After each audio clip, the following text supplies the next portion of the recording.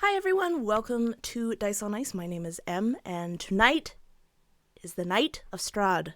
We missed last time, which is really unfortunate and very sad, but we are here with episode 27, titled Gliowen, who, as you may or may not know, if you have been watching Strahd for a while, we have a returning guest with us tonight, Marquis, which is very, very exciting. So we'll see what kind of shenanigans and death and magic we'll get into. So last session, whoa, so many notifications, sorry. So last session, they were on their way to Berez to try and find out where this wanderer was. And after some things that were getting in their way, some brief sidetracks, including a visit to a Vistani village, they found their way to the tree where the father had told them, or his journal had told them to go, and they did everything that they were supposed to do in the journal. They put the water beside it. They noticed that the tree was horribly, horribly burned, and when they put the water on the tree, nothing happened, and they waited, and they waited, and they passed, they actually passed the ruins of Berez, and they were hearing tons of very ominous sounding chanting, and Everchild saw some women and girls in varying ages just peering at them through the window. Not in a menacing way, but just curious. But they decided that they were going to avoid that altogether, and they were going to try and find this wanderer. But when that didn't work and didn't happen, they found that they were being greeted, I guess you could say. They were greeted by 3 women, and I am stalling in typical DM fashion because I totally am forgetting the name of the woman. Yes. Yep. Yeah, thank you. Sorry. Marina, who seemed to be the leader of this band, these women, she was very cagey, especially to Brother Vitruvius. She didn't seem to want to let you guys in or even talk to you, but eventually you found out that she was holding someone, taking care of someone who had called themselves the Wanderer. And as you guys go into the town, go into one of the huts, you see lying there, unconscious, a long, slender form with extremely pale skin. And it just eerily reminded you of for some of you, it reminded you of your former companion who had mysteriously left Gliowen. Though their face was masked and their skin barely showed beneath their robes, just something about their presence reminded you. And Everchild was able to cast some magic to try and get whatever was plaguing or ailing this being, the Wanderer. And he woke up, and the last thing they say is, where's Gliowen? And that's where we are going to pick up. You four are on the bedside. Marina and the others are further back. You're on the bedside of this person, the wanderer, who had just woken up. Everchild, you notice that on the side, the bedside, is a mask. Not similar in style to Gliowen's, but still there, and you see that it has been cracked. The upper left half of the portion is gone, and you see that instead there are black marks around the ragged edges of this mask. As Everchild finishes up the rejuvenation magic that he's done upon this person, he'll look to the others who have come with him. Kind of like Everchild's heard the exclamation of "Where's Gliowen?" and like a sallow but invigorated look on Everchild's face kind of begins to kind of glow as he looks to the other three of you. And I think Fel had ended up right beside the Wanderer as he asked this question. She'll look to Corla and to the Everchild for a moment and then say, we haven't seen Gliowen in a little while. We were traveling with her, myself and one of our companions when we first came to Barovia. We arrived at a house. She journeyed through most of the house with us before disappearing. And then she came back briefly and she'll actually look to you, Corla. She took Walter, didn't she? When you saved him from the flesh creature in the basement. Wasn't that right?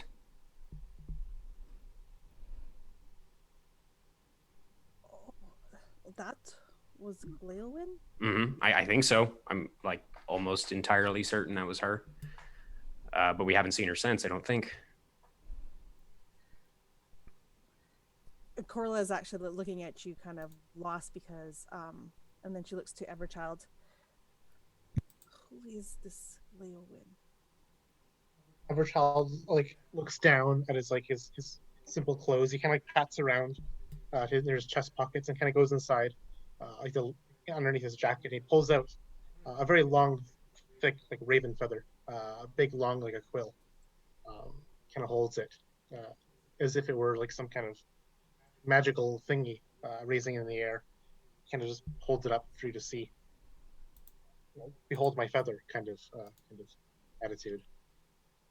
And he'll present this feather as well to this once catatonic man that he had cast the lesser restoration upon for him to rejuvenate, to see if he recognizes it as well. This figure looks with what almost could be portrayed as fear or alarm, but if a puppet had done the actions of what you would think what they would think these emotions would look like. The eyes are too comically large, the eyebrows go straight upwards, and the mouth goes into a almost rehearsed, downturned expression. And he begins to, I think, edge back in the seat. On the seat of his bed, he kind of edges back towards the corner, away from all of you.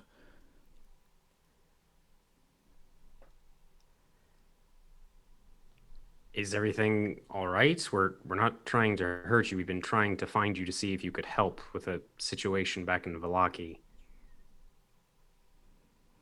He just shakes his head. And you can see that he is you can tell that he's very, very weak. And you can see that he's trying to muster up something for all of the spellcasters in the group. Make me a perception check. please. Oh boy. That is a 18 even. That is a natural 20 or a 27. So both of you see that he is trying to cast a spell. Ever so subtly, he's trying to hide it from the others, but either through weakness or through there's some reason why it doesn't seem to be working. You don't even see any form of light or anything like that even emanating from his hands, even though they are trying to do these classical arcane gestures. Can we tell what kind of spell, potentially, or just looks like a spell?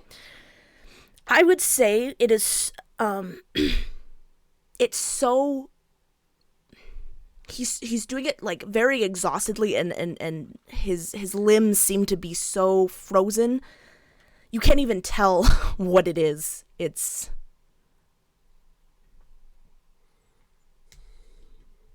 Good lord. Yeah, all right. I need him to make me a wisdom saving throw. Okay.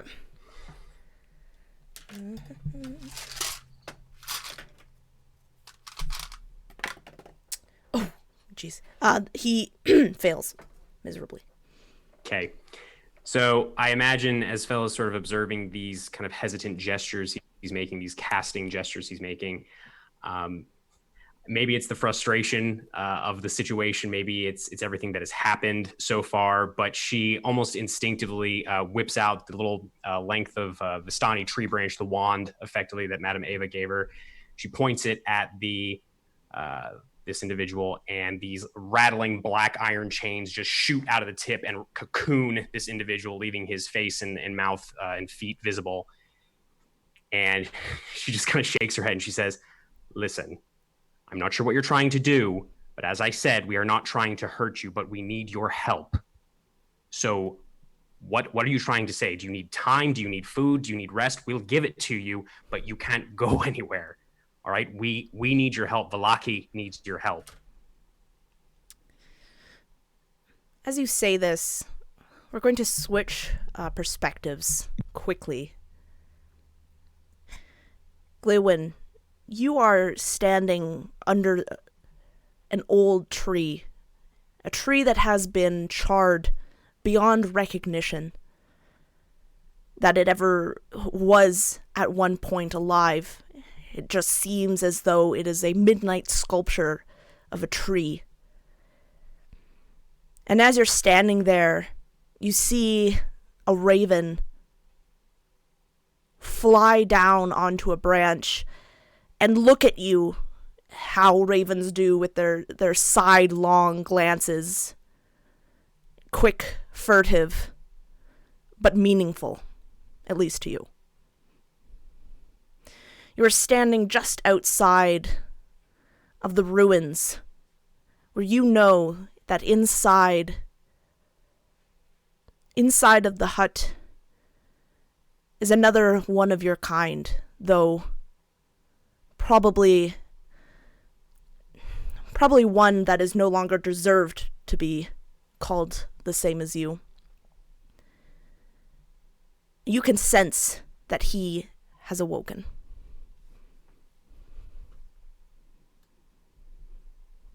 Gliowen is painted from the same dye as that charred tree. She is a silver mask of a silhouette. And as she stands there and she looks up to the raven, and beneath that silver mask, she locks eyes with the raven.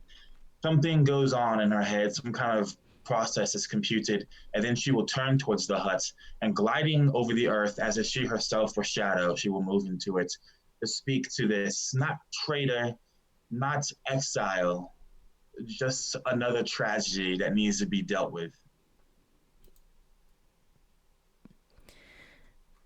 When you enter, perhaps to your surprise, perhaps not, you see some very familiar faces. Too familiar and too unfamiliar. You see the face of Everchild and Fel. Gliowen will not say anything. She will silently, mutely throw down her hood so that her outrageous hair, this mohawk of bright silver, is allowed some room to breathe in here. Her ears completely pierced as well, from the spiked tips all the way down to the bottoms. And as she looks at these familiar faces and these unfamiliar faces, she will glide continuously like shadow over to the Everchild and calmly, silently, as if not a day has passed since they've been gone, put a hand on top of his head, top of their head.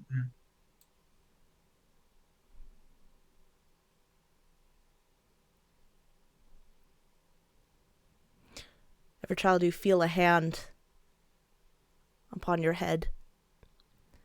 Probably strangely not unfamiliar. And just like after a long few seconds, look up to see the source of the hand. Gliowen doesn't even bother to look down at you. She's just like scratching your head as she stands there.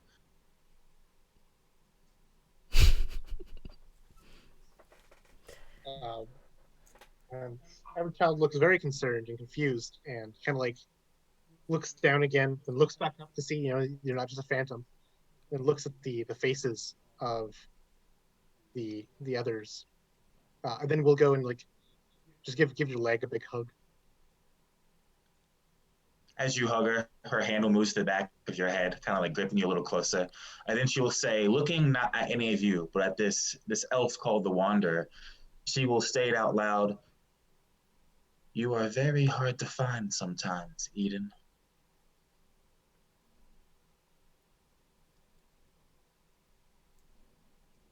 Hey, Gliowen. Good to see you again.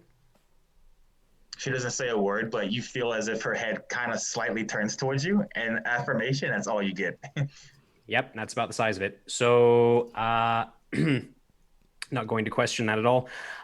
So this individual is looking for you, and she'll look towards the Wanderer and say, if I let you go from this hold person spell, are you going to try and cast another spell, or are you going to stay here and talk? Do not let go of him. Or I could not do that.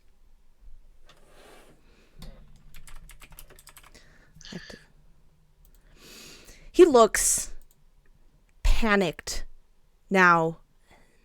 This still or at least the pantomime of panic, as he just shakes his head, jaw clenched. I have not eaten your tongue yet, Eden. It would behoove you to speak this time.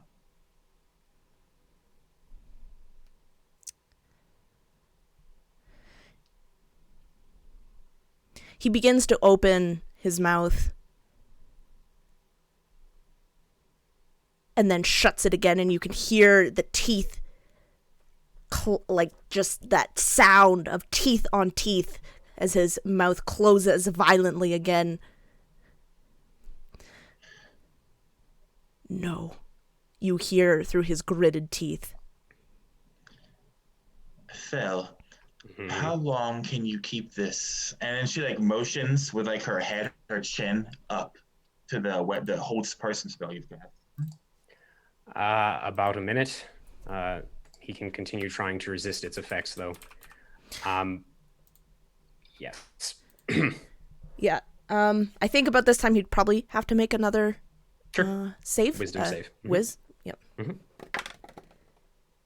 Oh, God. Okay, this dice is being thrown out. So idea before he does break out of the spell, and she'll look to Corla and Father Vitruvius. Do either of you have some rope? Something else? I have rope. Okay, let's bind his hands if we can. That way he can't make any gestures to cast any spells. These will assist. And then she will lift her cloak, and as she does so, you see hanging from her armored belt are 6 shrunken heads, each one of a different creature, some with snakes on their heads, others with different designs, some eaten from, some eaten not. And by the belt of the 6, on the same belt of the 6 shrunken heads, are a pair of shackles. And she will reach down and take off these shackles, and then she will move forward with whoever has the rope to put these shackles onto Eden. the Wanderer.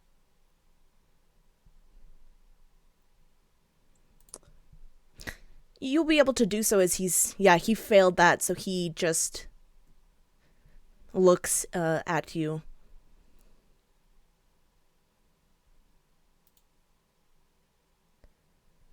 Right. Did you always have those severed heads under your? You know what? Never mind. Doesn't matter. So listen, Gliowen.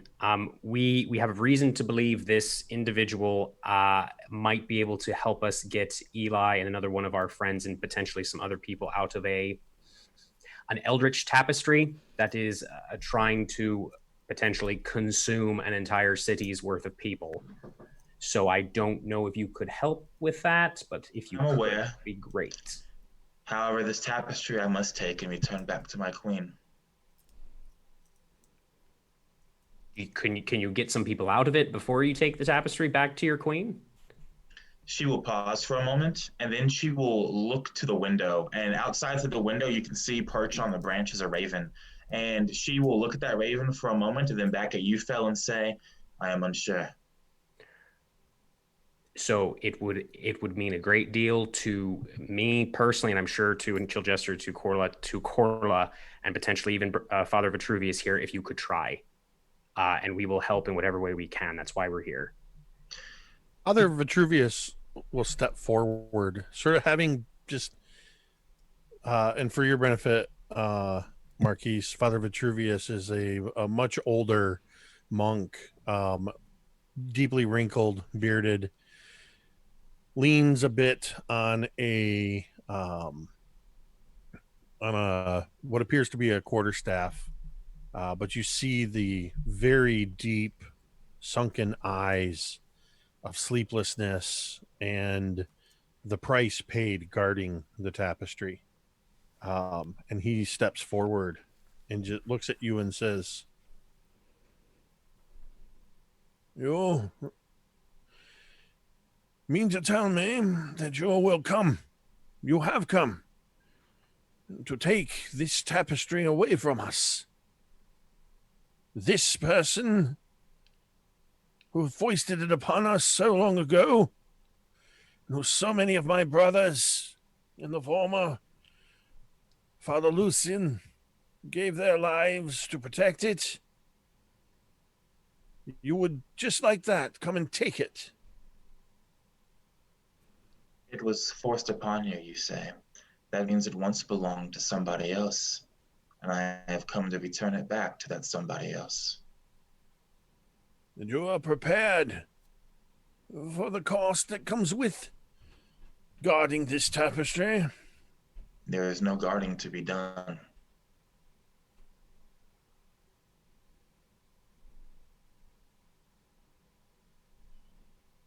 Vitruvius gives you a guarded, quizzical look. And then I think would look questioningly, more so, I guess, at Fel and Everchild, who seem to have a familiarity with this Gliowen. And then settling on Fel, "You trust this one? They will do what they say." If Gliowen is willing to help get or attempt to help to get some of the people out of that tapestry, then yes. And it sounds like she is. This is the only option we have right now. The only option Balaki has right now.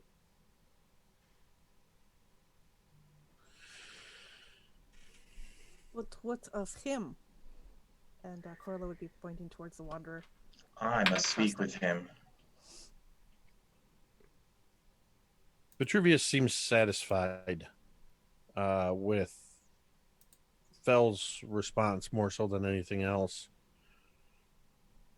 And will just take a half a step backwards, still leaning on his quarterstaff and observing. Can you have this conversation on the road potentially, Gliowen, so we can start making our way back to Balaki? This is the second time that Eden has escaped me if I let him escape now, and a second time will not be met with a favorable response from my queen. I must speak with him here and quickly. Do any of you have a dagger? Yes, and Fel will pull out the dagger that Eli silvered here. I will. She takes it and she says, "I will be using this for interrogation. If this is not something you want to see, you should step outside."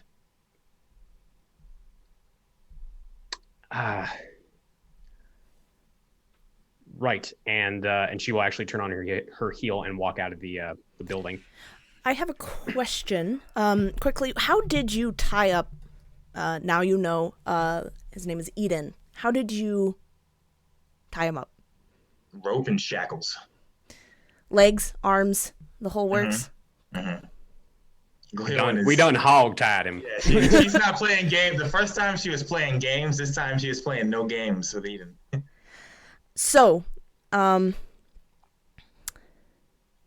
he's gonna make a. Oh, there we go. That sounded good, but not for us. You see Eden start to move, more so than less so obviously because he's restrained, but more so Fel, now that you can see that your hold person spell has succeeded.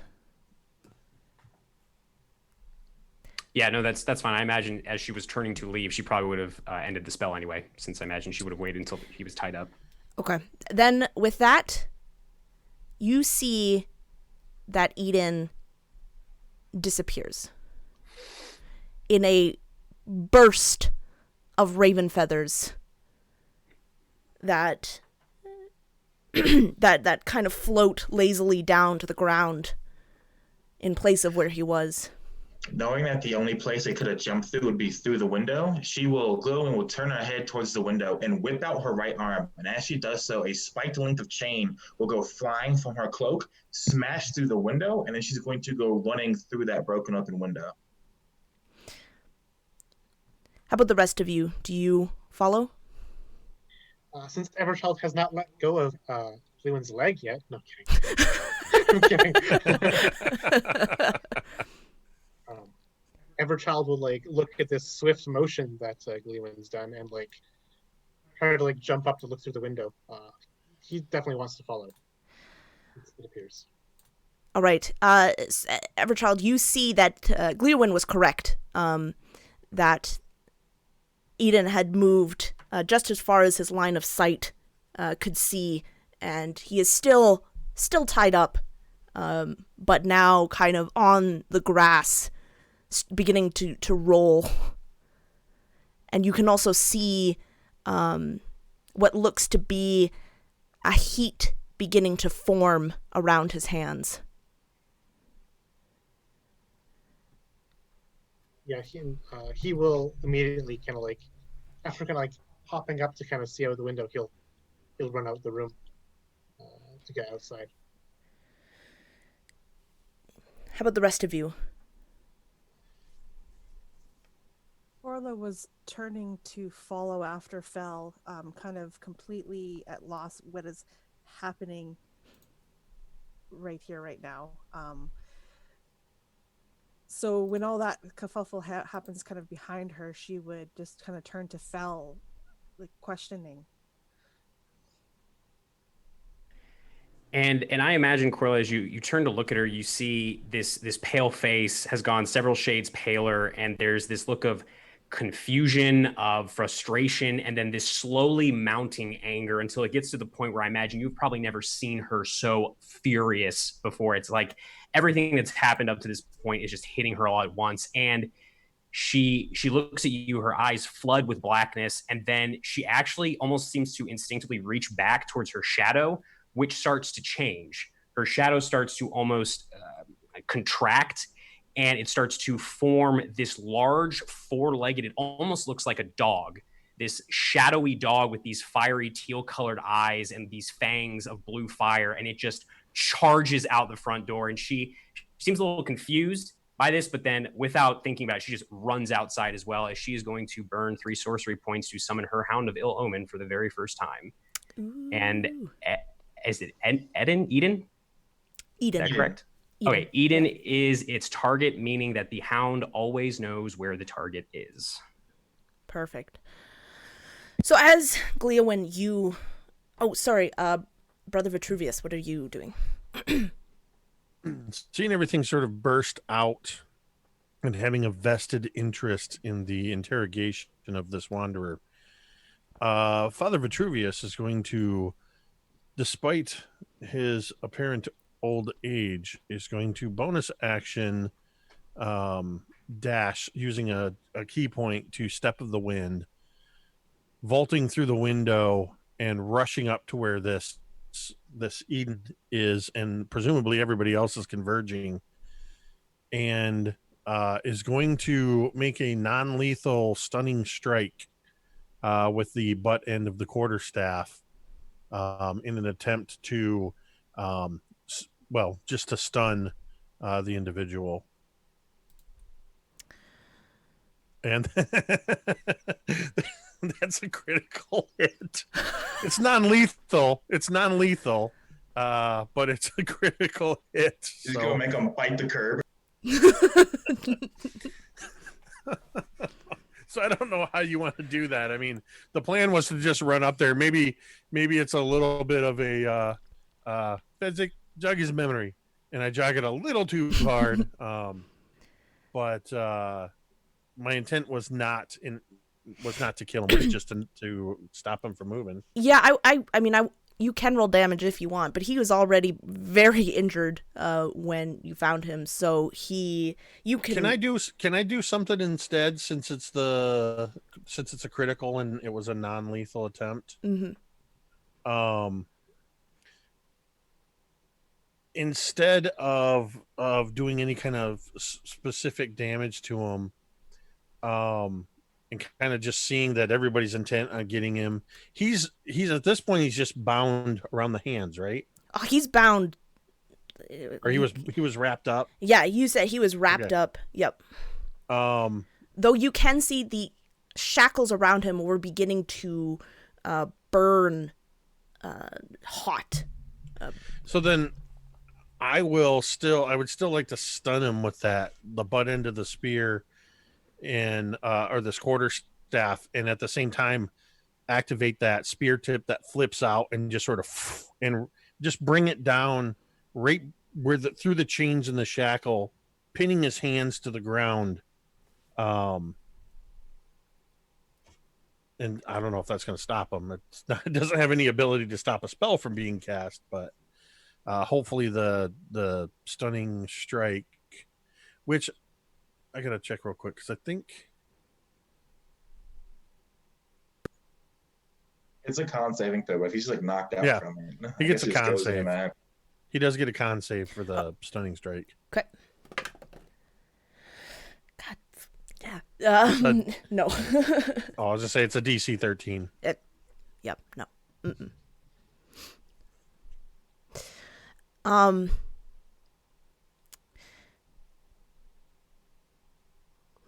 Immediately, you do subdue him, and he is stunned.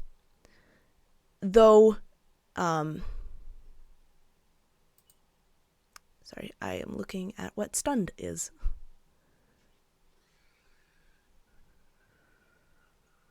Stunned. Incapacitated, can't move, can speak only falteringly, automatically fails strength and dexterity saving throws, and attack rolls against them have advantage.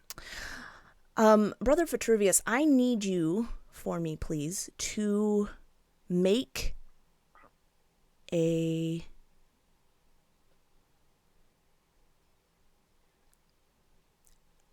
Do you have 150 hit points or fewer?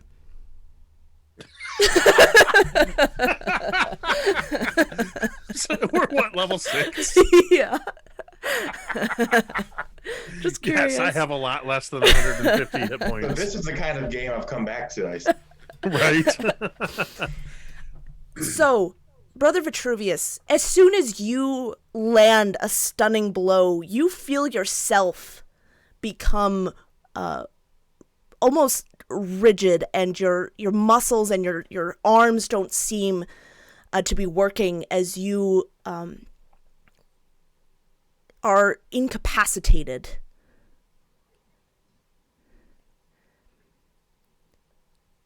And you see out of the corner of your eye, Brother Vitruvius, you see the calm walk of Marina and the other two women who were with her begin to walk forward.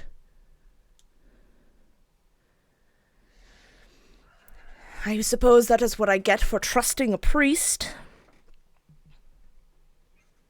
Don't know what the rest of your excuses are. So that Hound of Ill Omen is going to attack Eden. Yeah. I mean, I imagine. Let me see what it'd be. Yeah, I mean, she would try to keep it non-lethal as much as possible, but because this is also the first time she's done this, Fell is just going to let this dog loose on him effectively at this point to make sure he doesn't go anywhere or do anything. Okay. Yeah, I mean, Eden's unconscious, and... Oh. Just... yeah. How did he cast a spell if he was unconscious, Megan? He did not. Oh, I see. Okay, gotcha. Well, then she will just have the dog straddle this guy. Make sure he doesn't go anywhere. Sorry, my bad. Yep. Are these the same three that rained interference on Gliowen's first attempt on Eden? They are, yes. All right. Gliowen has extended her second arm down by her side, and there is two spiked chains dragging through the grass, both attached to her arms. And she will just turn towards these three women and start walking in mid-general direction. As she does so, the chains will begin to glow white hot, much like the shackles were. Ah, I see you have returned to attack someone lesser, and you know it wasn't a fair fight, what you were fighting that last time. And I see it will not be again. Second, let me roll. Let's see. Okay, I guess I'm doing it. The moment she says it was not a fair fight, her left arm will snap out, and she's going to attack the Marina's face with these spike chains. All right. Yeah, make an attack. And I bet. I think everyone is going to have to roll for initiative. All right, that's going to be an 18 plus 5. Yeah. For 23. Bet. Yeah, absolutely. It's gonna be 17 points of damage. If it matters, 6 of that is fire. I don't think it matters. No, it does not matter.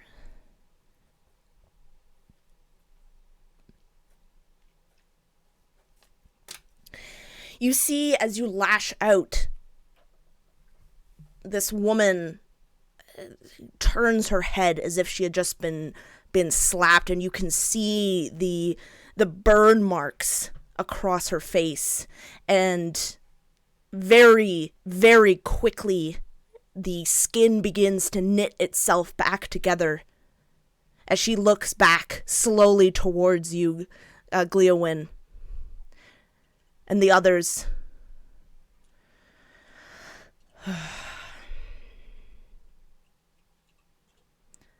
I had hoped I could teach... I had hoped I could teach my girls to have at least one non-violent interaction with someone outside of these ruins, but it appears I was mistaken.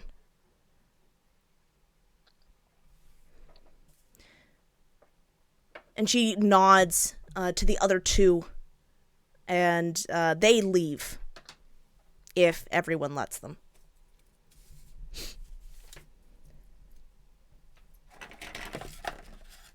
Yeah, if they fuck off, Gliowen will not stop them. Yeah, they do. I don't have a choice. I'm incapacitated. Yes.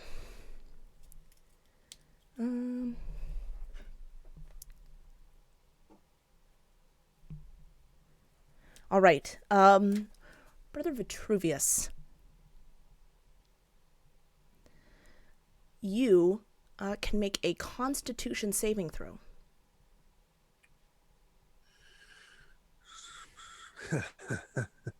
That's a 6. You find yourself still stunned, unable to speak. Well, you can speak, but the muscles in your jaw doesn't seem to work properly, and you can only speak falteringly. but you are incapacitated.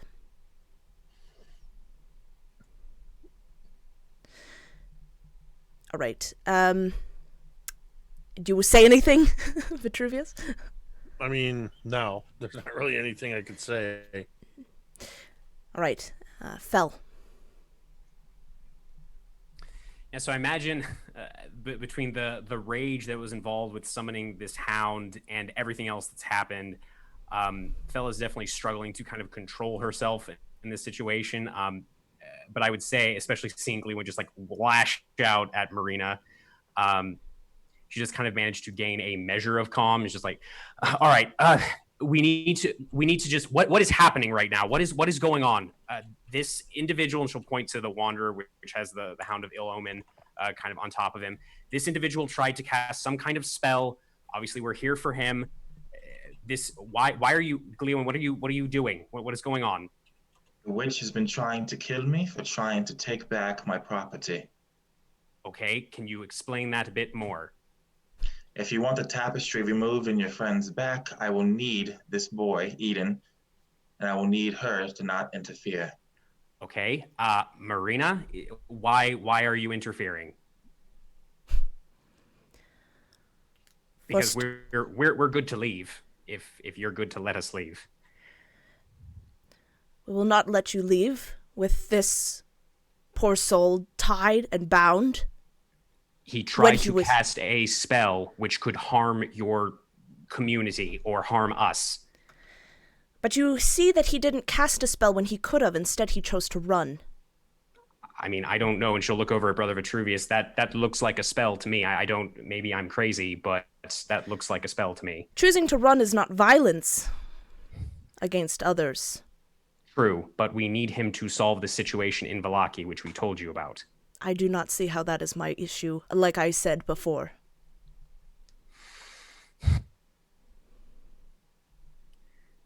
Right. What I see now is someone who has been stomped on when all they were doing is trying to escape for the reason I care not. There are innocent people at risk here. And if he can solve that problem with Gliowen's help, potentially, why would we not pursue that? These are people we care about. Imagine if one of your sisters was trapped. Would you not do everything to get that individual out? What is happening here? Why are we even having this conversation?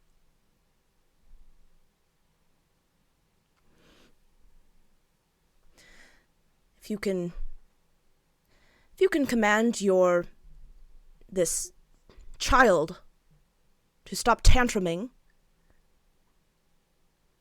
all right, then perhaps we can come to an agreement. And she's staring at Gliowen. You can still see that there's like scars across her cheek from where you hit it. Gliowen, can you please stop so we can try and have a conversation about this, please? Gliowen is still just staring at Marina, and she's tempted to lash out again, not trusting this witch whatsoever, having trusted her once before and been scarred, burned by it. She will simply say to you, Fel, a person who harbors a thief is just as bad as the thief themselves. But we will talk to her, and I will tell you that within the next 5 minutes, she will do something that will prompt me to attack her again. Okay. We will put a pin in that part, and let's just do the conversation bit. All right. She'll kind of look over at Eden. You said he's unconscious, correct? Just to verify. Yeah, he's KO'd. Gotcha. All right. Mm-hmm. Right. She'll kind of look at the Hound of Ill Omen, kind of wondering to herself how the fuck she ever managed to conjure this thing and what to do with it now that it's here. And she says, "Yep, you want to kind of grab him?" And I imagine the Hound kind of looks at her and then just kind of like bites the rope or whatever and just kind of starts dragging him back towards the building. Right. So shall we go back inside? Maybe. I will tell you one more thing, Fel. Mm-hmm. The last time that this woman approached me to talk our problems out, she shot me through the heart. Is that true, Marina? Marina's silent, glaring at Gliowen. Right. Hey, Corla, how about that Bastani wine that we got? Let's break that out and go inside. And Fel's going to follow the Hound of Ill Omen into the building for her turn, I guess. Yeah, we're out of combat, and Brother Vitruvius. Um,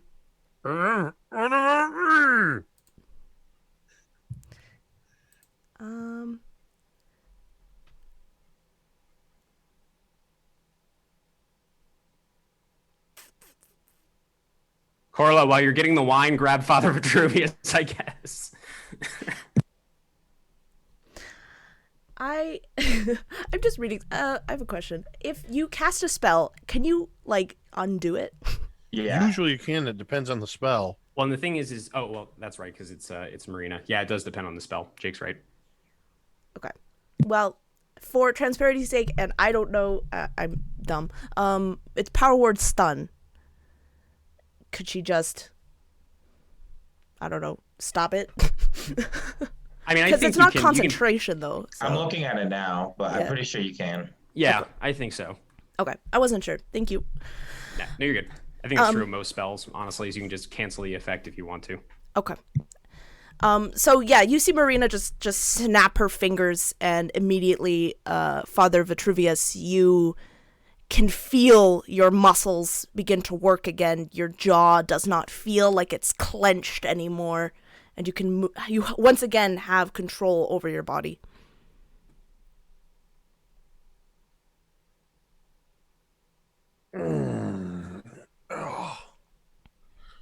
I imagine Vitruvius walking towards everybody, maybe a little bit more stiffer, jointed, that having quite an effect on his old bones.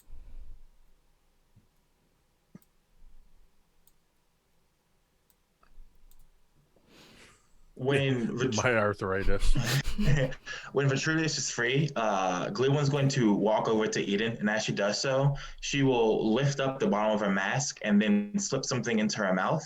And then when she lowers the mask, a raven will come and land on Eden's shoulder, and this is me casting the Hunter's Mark spell, which lasts for 1 round. Okay. And then she will pick up Eden and just literally just drag him through the mud back to the hut. The hound already dragged him inside. Oh, Yeah. perfect. Then yeah, that works. Perfect. So all of you kind of go back into the hut, and Marina, not joined by the other two, stands at the doorway, arms crossed. My sisters will think I am a fool for giving some of you a second and some of you a third chance. We just want to understand what's going on here. You know why we're here. We've told you numerous times why we're here, but clearly this new situation, she'll look over to Gliowen, is something we were not aware of. So if either of you or both of you could explain exactly what this is, that would be fantastic. And I could really, Corla, the wine, could we maybe get some? I mean, I'll whatever, I'll go get it. And she'll kind of get up, go get the keg, and just imagine finding cups in here somewhere, just kind of pour out cups for everybody and kind of hand them out before sitting back down.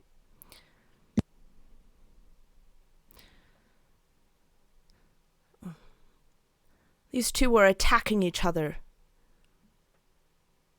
It made quite a commotion outside of our living area, and could have possibly brought in threat from the outside to us.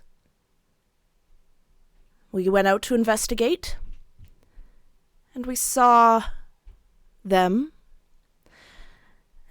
That one, and she nods to Gliowen,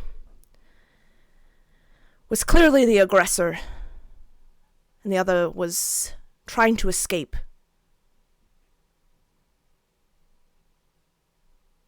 All right. So, Gliowen, why were you attacking Eden? Eden is my brother, one of many brothers, one of many sisters. We are native to a place similar to this. We are very old, very old. Eden took something from our queen and came here with it. I was sent by our queen back in here to find them. The reason I left you the first time is because my queen asked me to leave.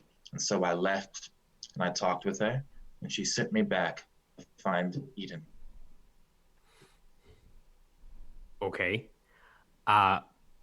would it be safe to assume that the item Eden stole was the tapestry that is currently in the Church of St. Andrews in Vallaki? One of 3 items. Oh, all right. So Marina, and Fel will look over to Marina by the door. So Gliowen was trying to apprehend a thief, it sounds like.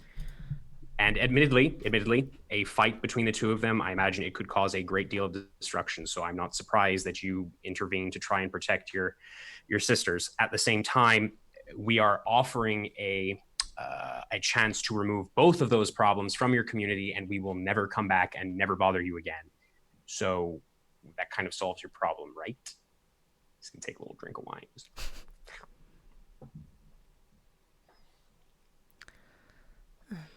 That would be true. Mm-hmm. Though she has done us quite an insult. Absolutely, Gliowen. Would you mind apologizing? Is that a thing that you can Am I do? apologizing for being shot through the heart, or am I apologizing for them breaking our truce first? Which one is it? For causing a ruckus, a commotion, so to speak. You are making it seem like you did not make the move first. Oh, you mean this evening? Yes, I did strike you first. Just as last time, when my hands were down by my side, you shot me through the heart. Your intent was not what it should have been in that situation. I was protecting my own. Right. Excuse me. Are you telling me that you think that Eden is one of your own? Eden is one of my own. Unlike us, when you die, you are stuck here. When we die, we go back to our queen. Eden is lucky I have not killed him yet. If he attempts to escape from me again, I will knife him through the heart, and I will end all of this quickly. You see very obvious confusion upon Marina's face, as when you say that he is not yours, but or he is not hers, but yours, as if she hadn't. There's just this really very out of place confusion there, as she looks from you back to him. So it sounds like to me, and please correct me if I'm wrong, that there might be some wrongs on both sides in this situation. So maybe we just call this even and we leave. Removing the problem. Though you look a little confused, Marina. I don't know why, but... No, he can't leave here. Why? He must stay. Why? He is too weak to move. To be... This is how it began last time, Fel. Could Fel make some kind of arcana check to see if she's charmed or under some kind of spell or something? Yeah, anyone can if they'd like. Everchild should probably make one because I know he has crazy high arcana. I don't. Yeah, that's about a 13. Actually, I'm sorry, that is a 16. 15, my bad, 15. Math! What is guess number 4? Do I hear a 14? It's a natural 20. No, I'm just kidding. Yeah, it's a 15. Everyone else roll.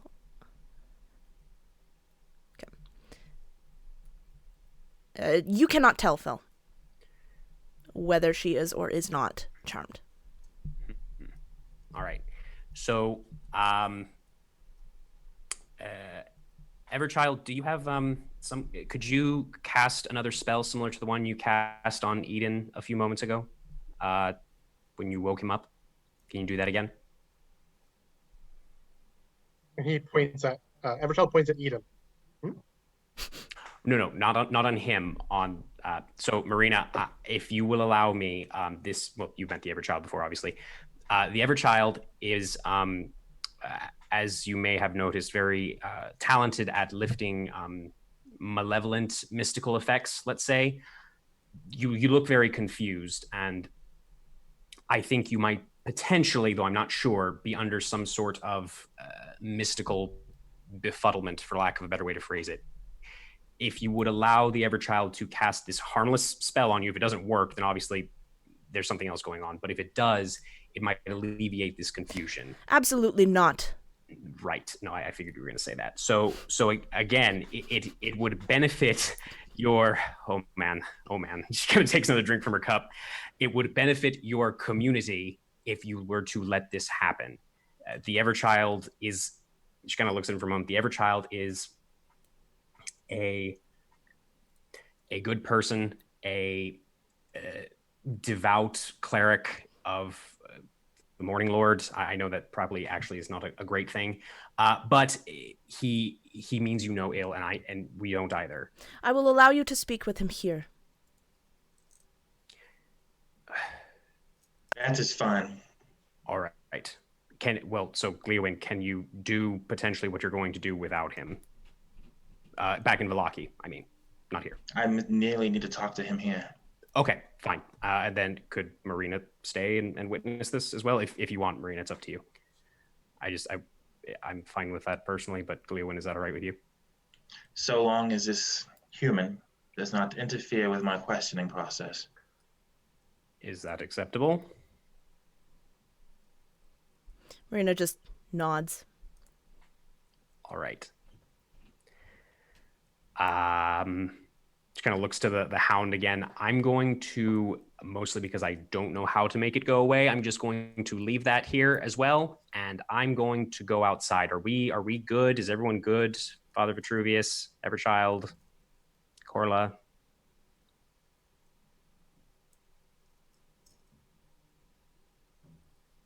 All right, I'll take your silence as acceptance. All right, I'm going to go outside for a moment. And she grabs her cup, gets up, and she kind of approaches Marina. Can I leave? Marina nods and moves to the side. All right. Are you coming, Corla, or did you want to stay in here? It's up to you. I will stay here and make sure she's kind of vaguely head nods to the human. Doesn't interfere. All right. Please try not to kill each other. And she walks out.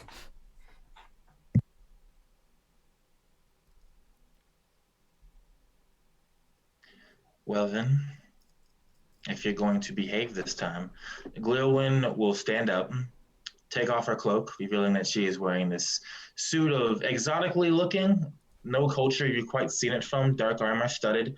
The belts all with shrunken heads hanging from the chains. She reaches up as well and she grabs her mask and she removes it. And you see underneath the mask, because this is still part of a different place, she is an old woman. Deep wrinkles, looks as old as Vitruvius, essentially, if he was somehow gender bent around. But she's still beautiful despite her age. And she looks as if in a eye blink, that age could disappear at any moment. She will put the mask down on the table, and then she will look to you, Everchild, and then she will say to you, could you wake him back up? And Everchild will kind of look at him, kind of see the strange injury that Vitruvius did to him with the quarterstaff, and like shrugs and will go over to him, and we'll cast a spell to wake him up. Cool. What spell? That spell. I was just buying time for my character sheet. Oh, sorry. Was just a healing word, because I'm assuming that it's just because he's low on hit points. Yeah. That's why he's unconscious. So it'll give him. Oops, off the table. That'll give him 4 + 4, 8 hit points. You see Eden wake up in a gasp, look around, and slump almost back onto the bed where he was at this earlier, as he hasn't actually gone anywhere. This is not a dream, Eden. You are very much awake right now, as you were awake last time. And before, Eden, I'm going to ask you some questions. And as she says this, she's moving over into her bed, to the bed of this man who once, when they were formless and different than what they are now, used to play around amongst the planes and the cosmos, dancing and frolicking in places nothing else has ever been before. And she will sit down on the bed beside him. Fell's dagger is in her lap. She lifts the dagger and she puts the tip of it to his heart, and then she puts her open palm to the hilt of the dagger. And she says to him, if you try and cast another spell, Eden, or if you try and use the Raven Queen's blessing again, I will stab you in the heart, and you know you won't be kept here. The Queen will see you then. You will just send me back to the Queen anyway. I will not. If you answer my questions, I will let you go. Though, where you would go here, of all places, I do not know.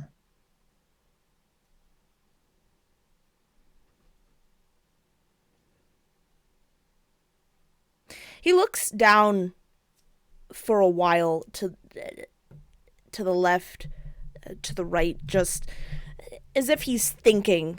But you know that he has already made his decision, Gliowen. You know that he still intends on pantomiming these emotions.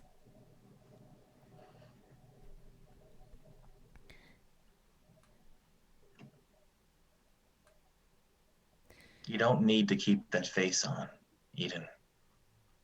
Of all the faces you've worn, this is your least attractive.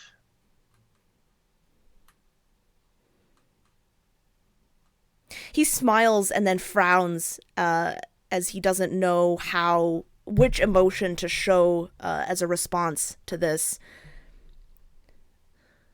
Before he says, what do you need to know? Where is the basin?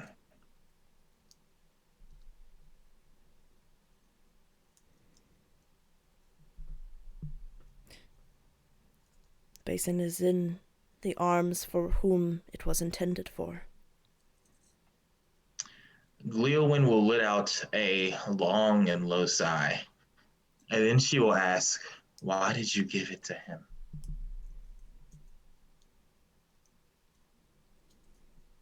He just shakes his head. You know where it is now. I'm not done. He stops. Where is the mirror?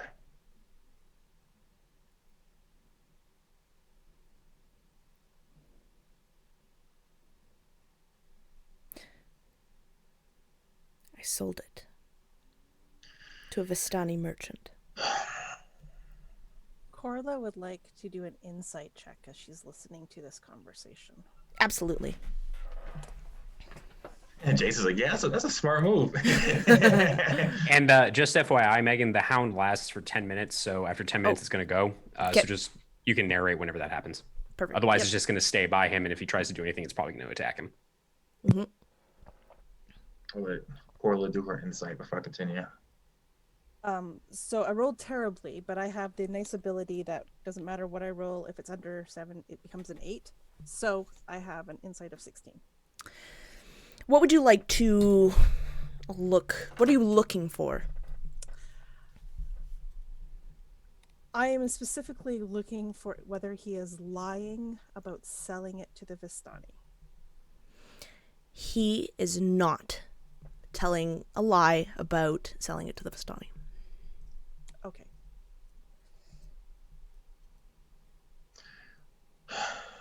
Are those the same Vistani that are here with the madam?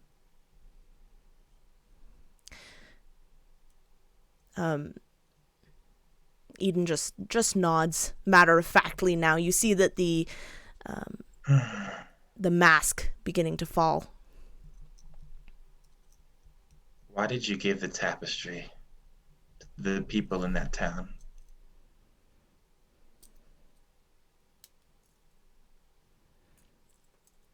Eden just shrugs very mechanically.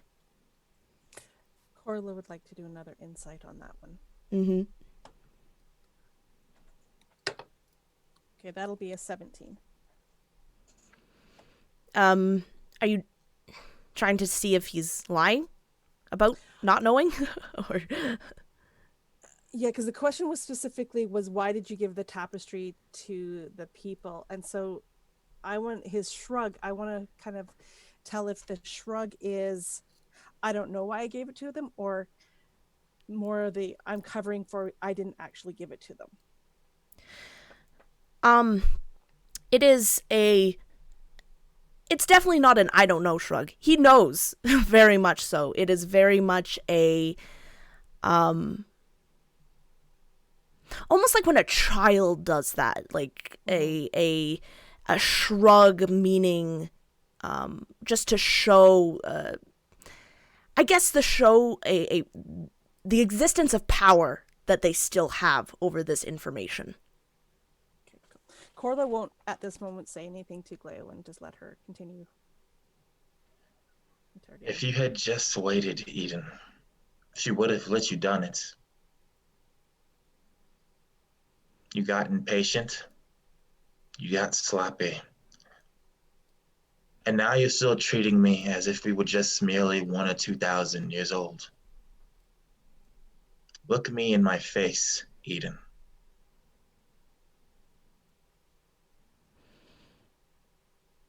You know where they are. You do not need to know my reasons. I do need to know your reasons, because she wants to know your reasons.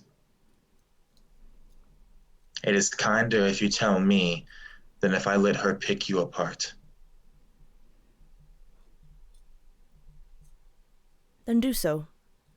I am not afraid anymore. It's not about fear, Eden. But I have one last question then before I send you to her. When you gave him the scrying basin,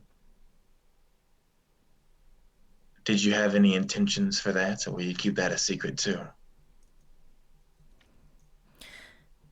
Everything I've done is intentional. It will have an end, just as all things do. I've set that in motion.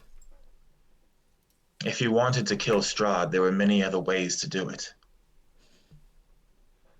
I have no wish to kill Strahd. And you should not have given him the basin. Yep.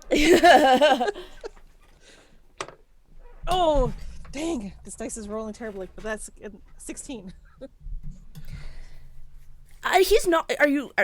You're trying to see if he's lying about not wanting to kill Strahd, correct? Yeah. He is truthful in that. He does not want.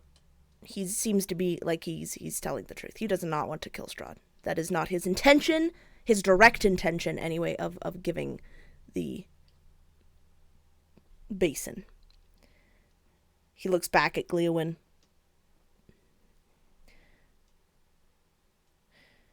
When will you learn that you are just a puppet? It doesn't matter if I'm a puppet. I'm going to die soon, and then I'll come back, and then I'll die again. And I'll keep doing that again and again and again until I don't die anymore. You will too, Eden. You don't like it, but you too. You're just like us.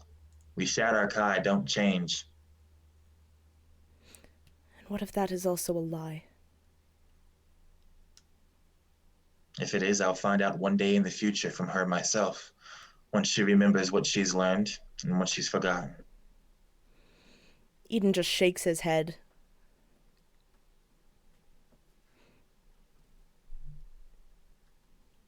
But says... Go ahead. But he says nothing. But he says... Your others, they want people out of that tapestry. If I tell them how to get their friends out, will you spare me? And he's looking directly at Corla. Gliowen doesn't respond, move, or react in any way, shape, or form when he asks this question, because she acknowledges the fact that in some twisted way he has put her in a form of checkmate. Gliowen will turn her head slowly, and she'll look at Father Vitruvius, since he was the one who was asking about her earlier, and then she'll follow Eden's eyes to Corla, and then she will ask both of you, how much do the people in that tapestry mean to you?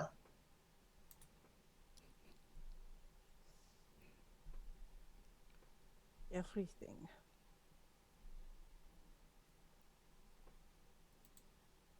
I would see it as a debt paid to see them rescued. Would you consider it a debt paid if I helped you kill Strahd himself instead of releasing those people from the tapestry?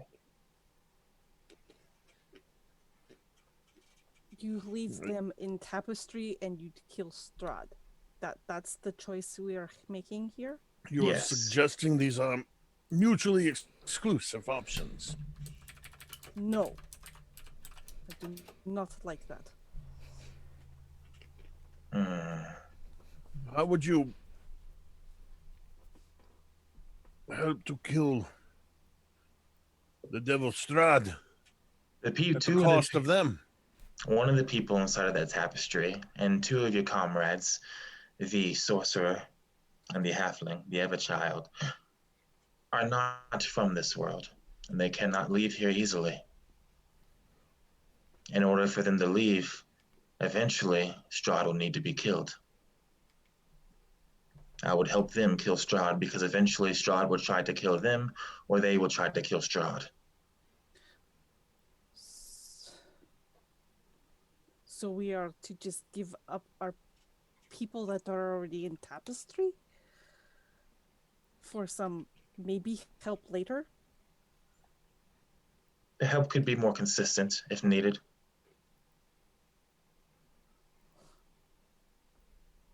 No. I do not like this, no. We can still deal with Strahd later. We must save these people now.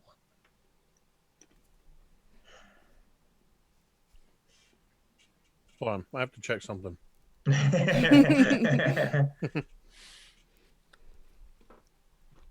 Fel, what would you be doing during all of this? Would you come in at any point, or would you just be listening, or what would you be doing?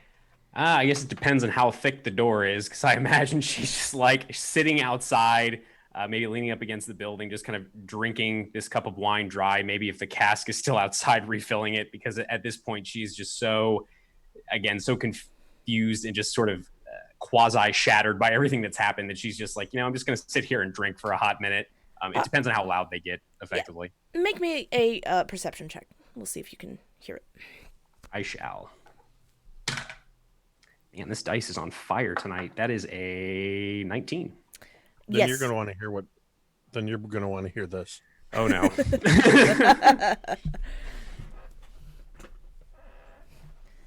My order has guarded against the powers of the tapestry, keeping Vallaki and everyone else safe as long as we could, until things happened recently. It is my belief that everything that has transpired to this point has happened at the will of the gods. That includes sending Gliowen here before us. Perhaps there is some merit to sacrifice the few for the greater good.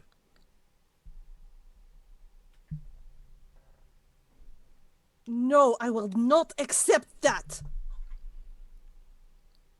I think, Fel, you definitely hear that. I imagine so. Yeah, so she'll kind of set down the cup, which I imagine has a little bit of wine in it. Then she stops, she looks at it, and then she drains it all, sets the cup down, gets up, and she'll kind of push the door open. So I heard shouting. Sorry to interrupt. What's going on? Fel, they are talking about leaving our friends in tapestry. Hold on a moment. She kind of steps inside and closes the door. What? They want to use them as sacrifice for greater good. This is not acceptable. Okay, what exactly is the payoff of doing this? I'm not saying we're going to do it. I'm not saying we're going to do it. What are they saying? She and Corla would be pointing like roughly to Gliowen, would then help us kill Strahd. We leave people in tapestry and she helped kill Strahd. That's the deal. That's bad deal. The deal is, to be more specific, that if I do not kill Eden, he will tell you how to get the people out of the tapestry. However, our mutual queen, me and Eden's own, despite what Eden thinks, requires me to kill Eden at the end of this interrogation. Could you kill him after he has helped us get these people out of the tapestry? I do not think, having heard that, Eden will agree to tell us how to get the people out of the tapestry. And then she will look back to Eden. Yeah, Eden just kind of puts his brows together, kind of like looking like, yeah. Well, I imagine that either way, Eden, you know you aren't getting out of this alive. It doesn't really matter what you do. Gliowen's not going to let you go. We need you. I guess the question at this point is, do you do something halfway decent before you die, or do you just die? I believe the other question is, do we spend time bartering over 2 souls? Or do we take this emissary of the gods in their hand in destroying the Devil Strahd and saving thousands more souls? That is the question we are debating.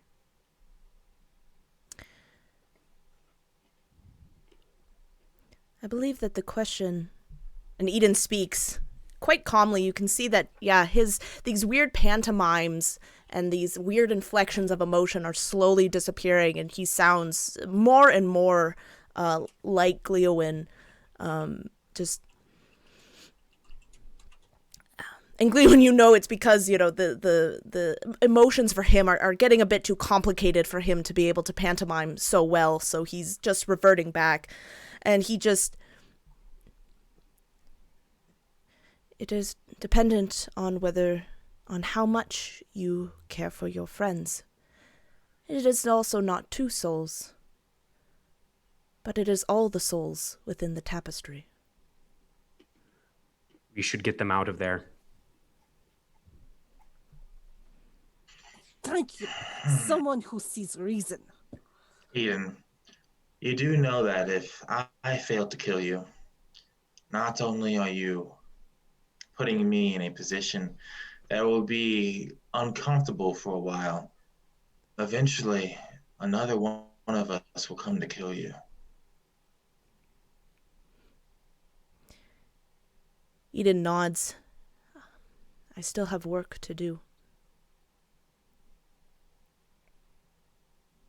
I would have done it most kindly of all. And then she will lower the dagger away from his chest. How do we break the spell on the tapestry?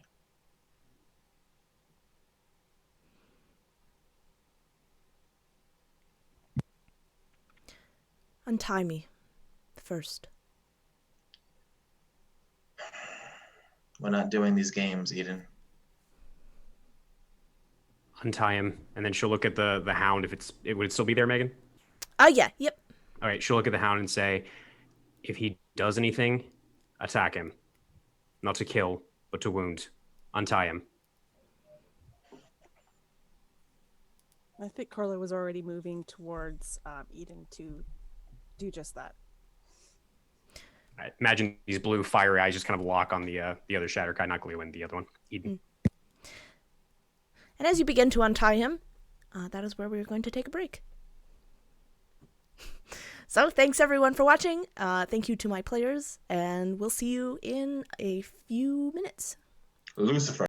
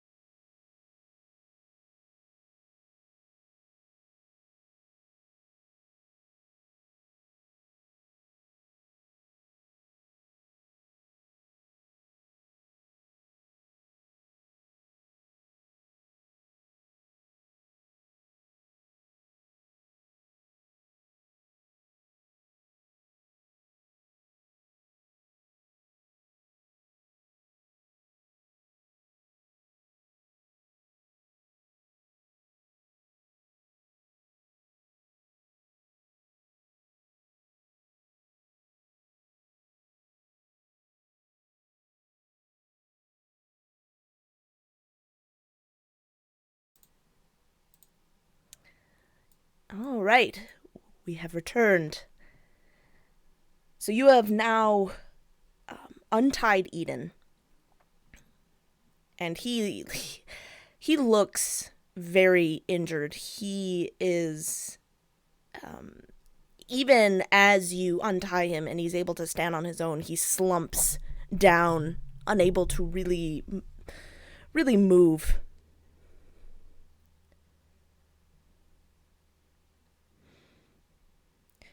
And you all swear you will let me live if I tell you. Yes, fine. We need to get this taken care of as quickly as possible. He looks specifically at Gliowen. For how long we've known each other, you can still count the number of times I've lied to you on one hand. Still does not answer my question. I will not be the one to send you back to our queen, Eden.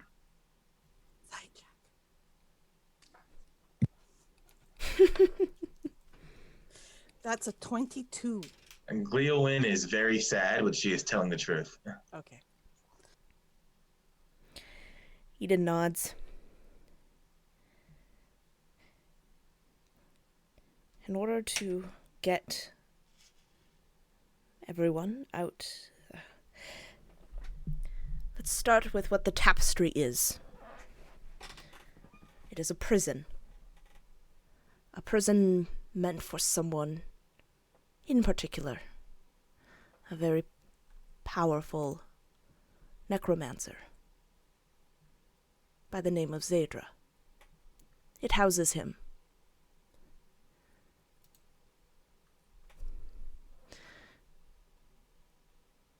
And so, to get everyone else out, you run the risk of also getting him out. But you have to do this very precisely. Every lock has a key. The people, those who are inside the tapestry, must go to the original spot where Zadra had appeared when we first imprisoned him. And the tapestry must be in the exact spot where he was imprisoned.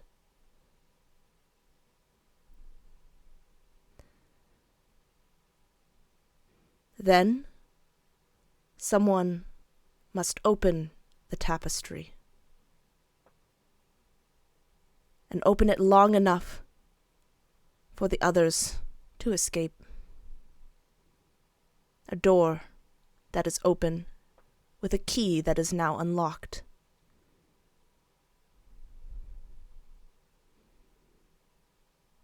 That is how you get them out.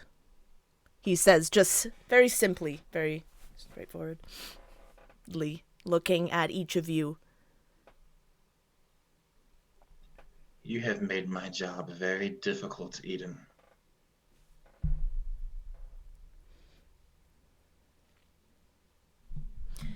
You have made your own decision and your own path, and I have made mine.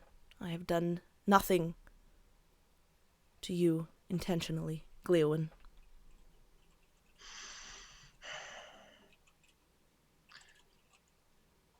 I ask you all again, is it truly of the utmost importance that we must risk letting the necromancer out of the tapestry? First, before I answer Gliowen's question, I'd like to, as we were listening to Eden say the instructions, I'd like to try to gain whether or not he's telling us the truth about them. Sure. Yep. That would be a 16. Yep. He seems fairly honest. Okay.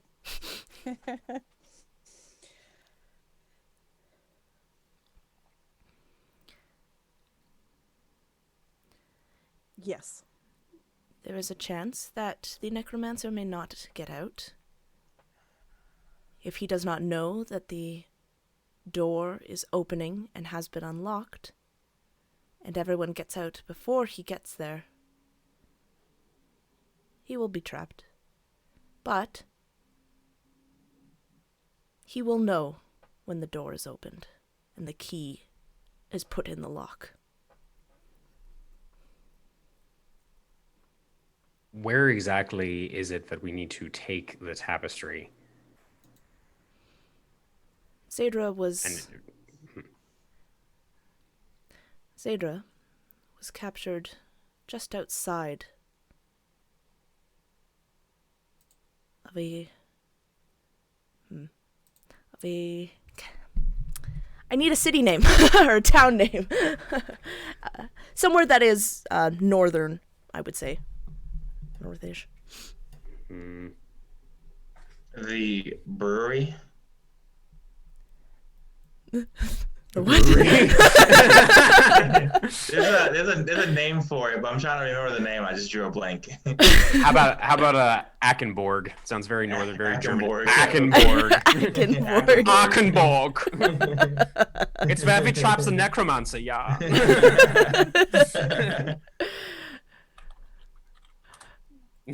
Yep. Yep. Ackenborg. You're welcome.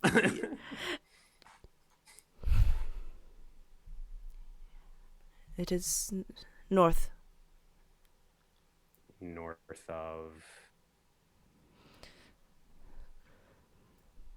It is about a day's travel north of Waterdeep.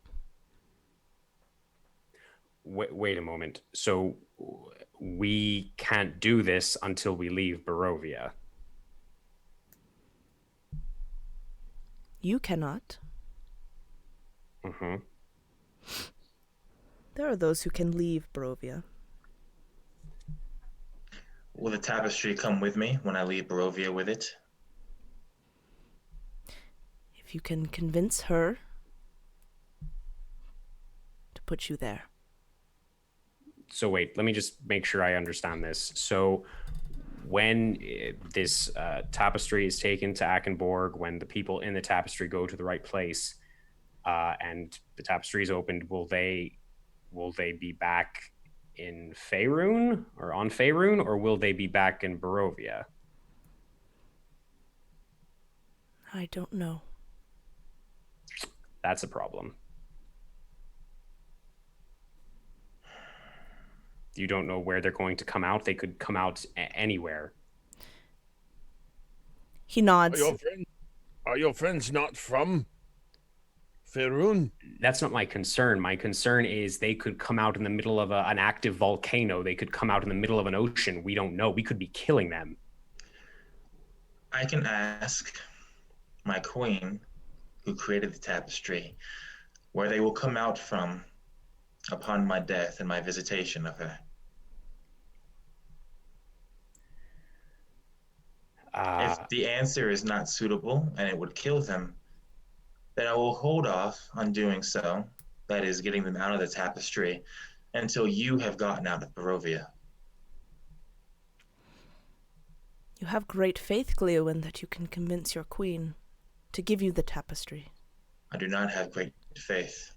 You, Eden, in your selfishness, have not only put me in an uncomfortable position, you've put me in a childish position that you yourself should be in. Once again, I am arguing for your mistakes and your responsibilities.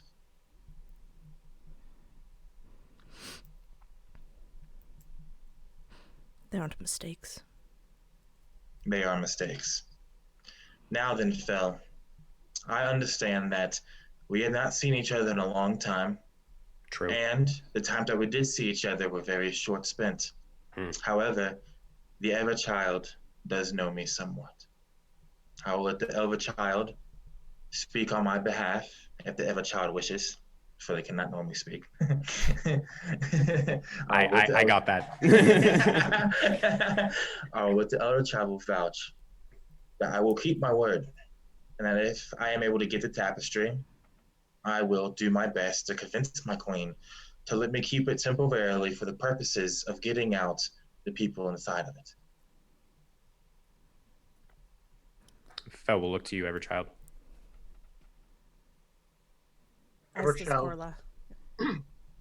Everchild looks at the two of you, looks up to Gliowen, and gives a nod.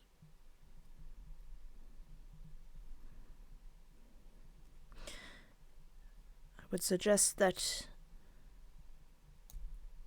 the people in the tapestry know ahead of time where to go.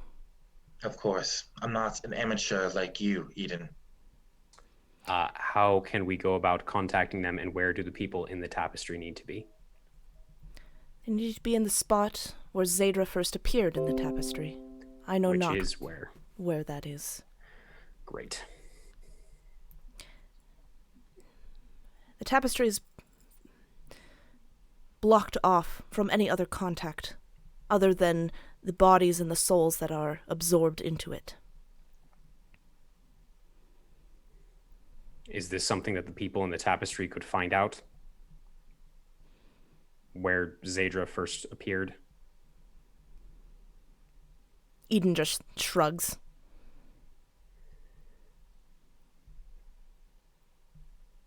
And Fel will actually look to you, Corla. I imagine you see there's a little bit of moisture in her eyes, and then she looks to you, Gliowen. If there is any chance that you can get them out, whether they emerge in Faerun or here in Barovia or somewhere else without killing them, then that is what needs to happen. I must tell you something too, Fel. Oh, goodness, what? Eden has held back a piece of information. I've been waiting to see if he would share it or not. All right. Those who are inside the tapestry have their minds, slowly but surely, begin to adopt traits and personality quirks of the person the tapestry was meant for. Zadra, the necromancer, was not a very good person. I imagine not. Eli and the other people inside of the tapestry may not be very good people when they come out either. It's only been a few days. How quickly does this process work? Do you know? Does he know? She'll look over to Eden. I've told you how to get them out. Right, and now we're asking you more questions, so answer them. Our queen is not patient. When the queen is ready to do what she needs to do, she will do it, and that means that potentially Eli may already just be just like Zadra is. I think that Eden would go to get up. The deal has been made. I'm leaving. Imagine the hound kind of growls at him. And I think Corla pushes him back down. You made an oath. You promised. I made an oath not to kill you. They did not make an oath not to kill you. So you don't know how long this process of change takes. You have no idea. Eden just looks at you blankly.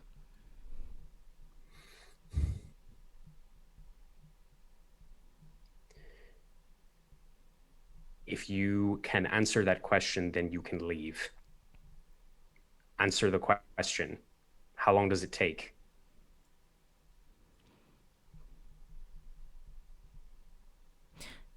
It is dependent on the strength of the resolve of the person. All right, let's say a very strong-willed individual with a great deal of faith. How long does that take? Days. How many days? Eden just shakes his head. I do not know. Insight check on that. Yep. Oh, that's a nat 20. So that's a 20. God, Yeah, Jesus. yeah, he's telling the truth here. He truly doesn't know down to the day how long it will take. I think at this, and seeing how Fel is, I can only imagine that Fel is starting to get riled up again. Corla reaches out and puts her hand on Fel's arm. Imagine she kind of jumps a little bit. What? He does not know.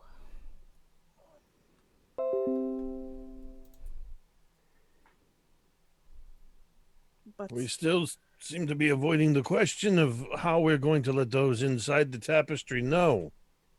Right. We are trying to figure out if this is even something we should do. I shall actually look to you, Corla, for Jean's situation. I feel like if there is a chance that they could be free somewhere, safe and alive, potentially, we should try that. We must. Right. I will not leave them behind. Okay. I know what that feels like, and that is not going to happen. I know. Yes. All right. Then that is a good question, Father Vitruvius. How can we get them a message in the tapestry? A suggestion. Mm-hmm. I take the tapestry. Right. I leave Barovia with the tapestry. Assuming I am able to keep the tapestry, I myself will enter the tapestry at the location that it must be entered in, and I myself, likely along with some of my brothers and sisters, if allowed, will do what must be done to get these people out. However, my queen fell. If she does not give me permission, I must inform you that if you ever are to see Eli or any of the people inside the tapestry again, they most assuredly will be nothing like what they once were. They may not even have this same earthly form anymore. This will be outside of my hands if my queen is not convinced by me. That does not mean you will not be able to talk to them again. I most assuredly could give you, at the very least, one last time to talk to them if my queen decides to keep them and if you are able to get out of Barovia. It's a lot of ifs. No, I understand.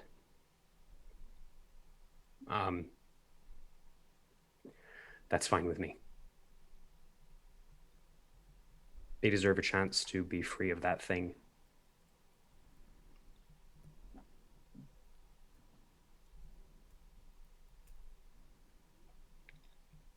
Although that still doesn't answer how we're going to tell them what they need to start looking for. The more the door is open, the longer it is, the more of a chance Zader has to escape.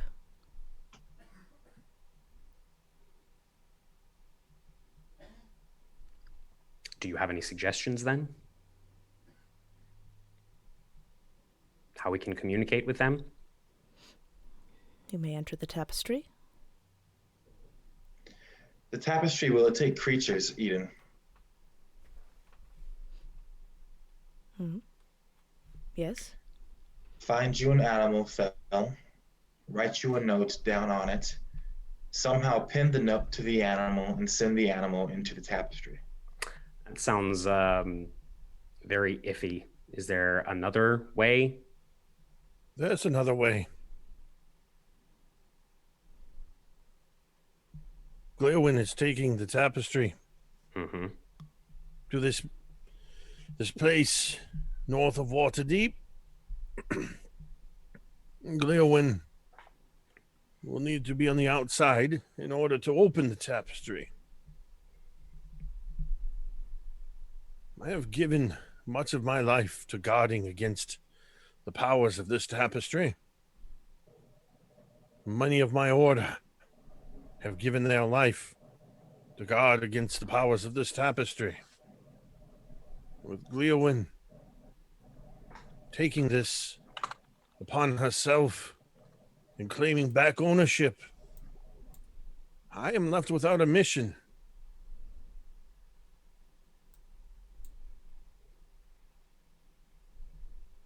I could go in with this knowledge.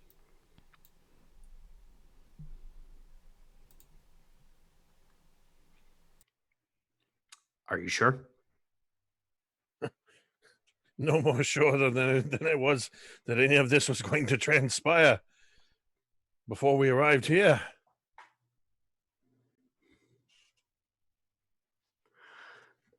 If you are willing to do that, then I think that is our best option at this point, the best of a bad lot. So, thank you. Truly. So Gliowen would take the tapestry. Father Vitruvius would step in, deliver the message that they need to be on the lookout for this door. And then Gliowen, if you and your brothers and sisters see them come out and they are so awfully changed, then you will do what needs to be done, yes? My imagination of the situation, Father Vitruvius, I believe that's how you say your name. Close enough. Do you know these people who are already in the tapestry? Any of them? I know of my brothers and sisters who have given their life before. If you see these people who are changed, or rather, let me tell you this. Zadra is a very cool and calculating fellow. They are very logical. They're very dangerous, very manipulative. If you see these traits in anyone you speak to on the other side of the tapestry, you should assume they've been melded with Zadra. If that is the case, then you should either kill them, or you should leave me a note somewhere inside the tapestry that will inform me so I can know upon its opening. And I imagine, understand. I imagine Corla and I can tell you enough about our companions so that you'll be able to recognize these things in them as well.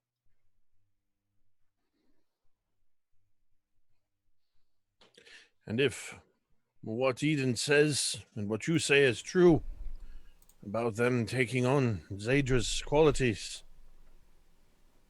then for at least the first day or two, I will be the most sharp-witted and most myself of anybody inside. We'll need to find out where it is that Zadra appeared to lead them to the exit. And if we're not able to do this within a few days, you must kill yourself as well.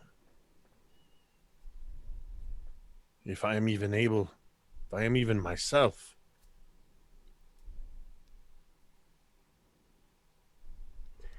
As I said, I've given much of my life to guarding against this tapestry. I know externally and now internally what it is capable of. I know what must be done. If it is the will of the gods, then I will do what is necessary.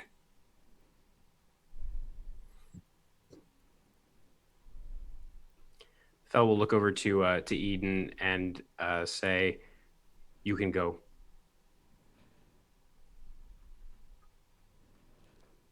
Eden And just, I hope for your sake that none of us ever see you again.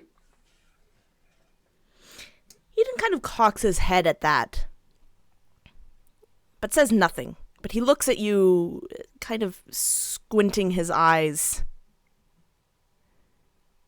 as he walks forward, and he puts a hand on Gliowen's shoulder.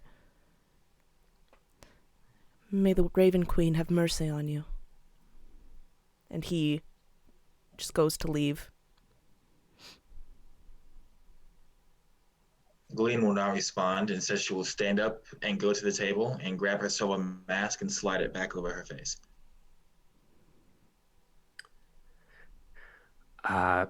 She'll look to Marina. Can we leave?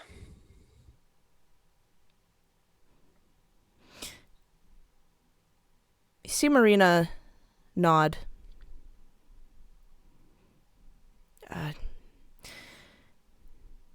Yes. You may go. She just looks. She looks quite. Not kind of confused, but just kind of flustered a little bit. Yes. You may leave. And she says again, and walks out the door. Everchild, do you think it's worth trying to cast that spell on her, maybe without her knowledge? I mean, I know she didn't want it, but there's clearly something going on there. Everchild like gives a maybe kind of look, but it's a look of hesitation that you kind of see. You know, like, do we meddle with the affairs of others? Kind of look. Fair. All right. I guess we should get the horses and prepare to head back.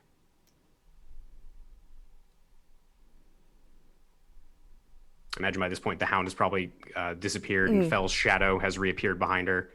And she'll start walking out.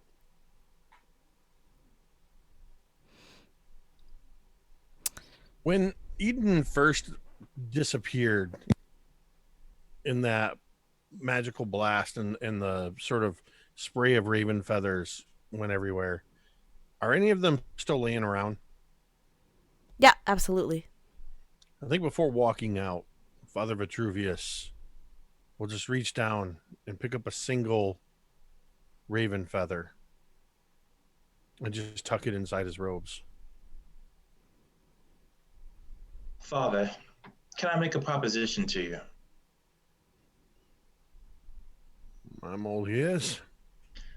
I understand that you have never died before, and so you are unaware of what happens upon your death. I find you very interesting, Father, as would my queen. I would like to ask you if, upon your death, you would be willing to say a prayer to my queen to ensure that you get to visit her. She would learn a lot from your meeting.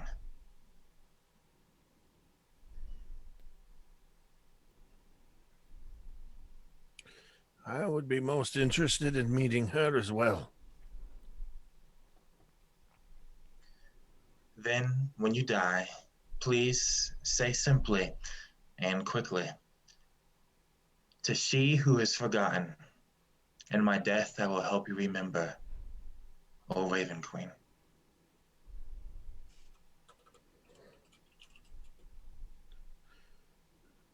If I am able, this I will do. Thank you.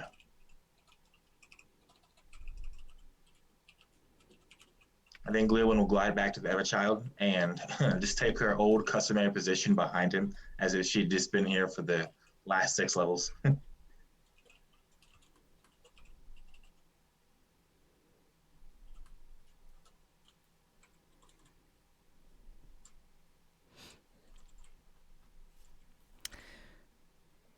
And so you leave. You're heading back to Vallaki, correct? Correct. Okay. I think there is a horse shortage. Correct. We only have 2 horses. Yeah. 2 horses and 5 people. But one of them's the Everchild, so, you know. 4.5. The Everchild, could the Everchild ride your hellhound? I mean, technically. If we slaughter one of the horses and we let Gliowen eat it, Oh my god. I essentially can move as fast as the horses can. Yeah, Vitruvius might have second thoughts about this deal if that happens. Yeah. No, I mean, I imagine we can alternate between walking and riding. Okay. You know, as people get tired of walking, we can. Vitruvius is a surprisingly fast walker. Makes sense. Monk. So we're going to fast track. You make it back to Vallaki. It has been, I believe it has been 3 days. Correct. Because it was 3 days out, and I think we didn't really spend a whole lot of time in Berez, and then 3 days back. So something like that. Yeah, it would have been 1.5 on horses there. Okay, cool. Yeah, so and then probably 2 back. So 3.5 days it has been since you left Vallaki, and you are going to return back in the evening. You still at some point, sorry to interrupt. At some point during the trip, Fel would have given Father Vitruvius just make sure I'm getting this right here, the weathered page from Eli's prayer book that he gave to her. There is a specific passage that is underlined a couple of times. It says, "Be as roots to those you care about, support them, nurture them, and help them weather the storm. For as you lift them toward the sun, so shall they lift you." And she basically tells him to give him the page of the prayer book.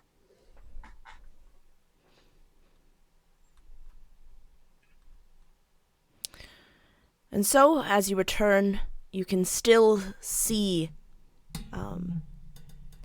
the message that Jean had, the other Jean, had written in blood upon the door of Valaki. All hail, or what was it? It was Strahd is Lord. Yes, yep. So you still see that carved out in blood. The Strahd is Lord on the gates of Valaki. And as you walk in, you can see that it is a little different than when all the circus tents have been torn down. The roads are beginning to look more like what you would expect to see in a village of this size. You see now, in place of flame breathers and jugglers and acrobats, you see fruit stalls and other merchant goods. You begin to see people selling things, though they are all gone for the evening. You see only the animals. You see and hear only the animals as you make your way over to St. Andrew's Church. And as you walk in, you see that it is empty. You see that the tendrils are still thick and writhing on the floor, on the ceiling, and on the walls, almost making it unidentifiable as a stone building. You see a variety of animals dead that have been dragged in from these tendrils. These tendrils weave in and out of them. You do see one or two people who wandered too close to the church. What would you like to do?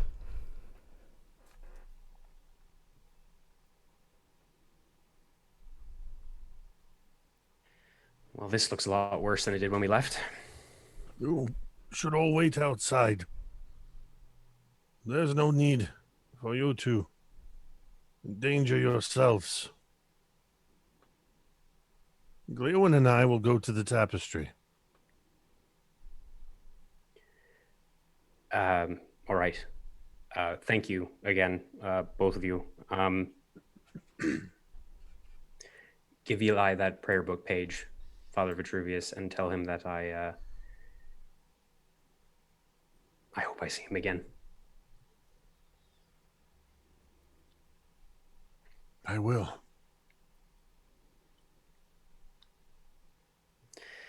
Right.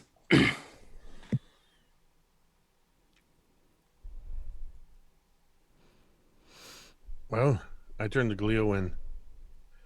And walking in and towards the tapestry,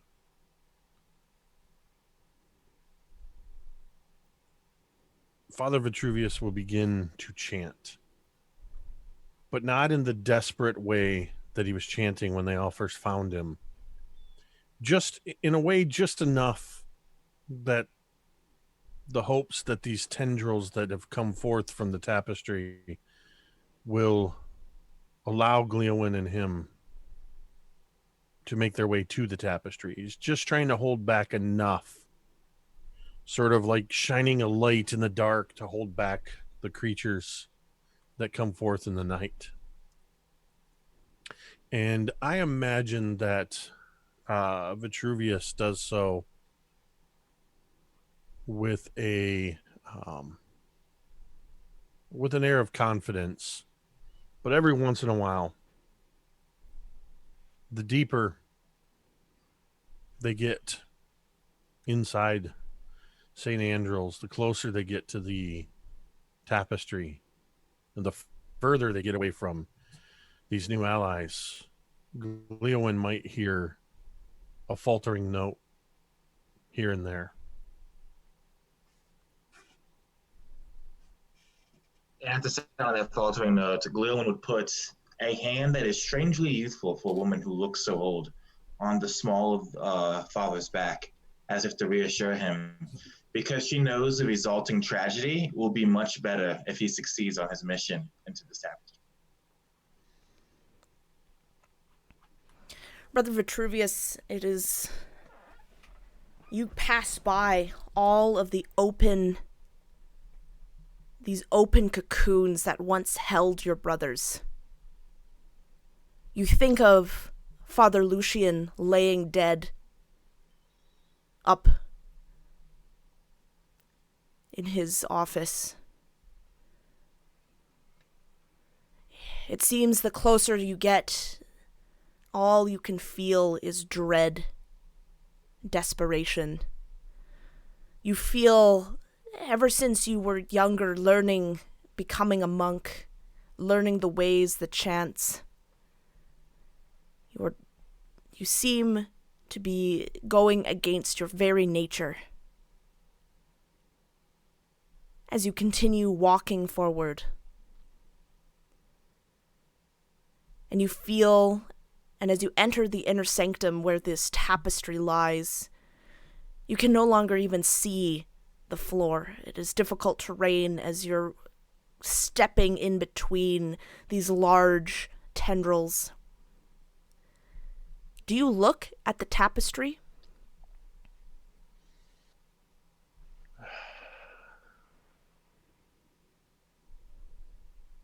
For as long as I can hold my gaze away from it, I do. Just so long that I can, once it's within range, turn to Gliowen and say, I have forsaken everything that I have been up to this point, and I'm putting all of my trust in you and the Raven Queen. I hope for all of us I have made the right choice. Do not hope, Father.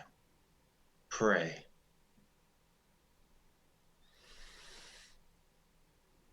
And as Gliowen says that, I turn and look directly at the tapestry.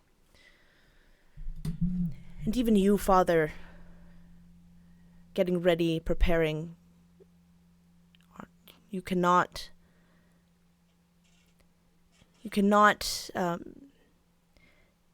hold back your scream as you look at this tapestry and you see the horrific imagery. Intestines being ripped out, body parts sewn back together, ripped apart and sewn back together in an instant. Teeth pulled, body parts being sewn where they do not belong. Agony between the perpetrators and the victims of these horrible atrocities. You see you recognize a lot of them. Some you don't. You recognize some brothers who you know have fallen into the tapestry. You see two figures who you recognize from what Fel